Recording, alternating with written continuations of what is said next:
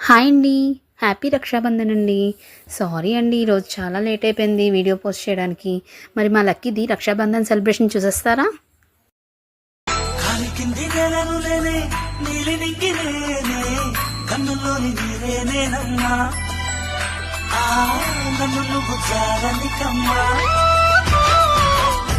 చుట్టూ కారి తోరణాన్ని నేనే తులసి చెట్టు కోటను నేనమ్మా నీ కాపలాగా మారనివమ్మా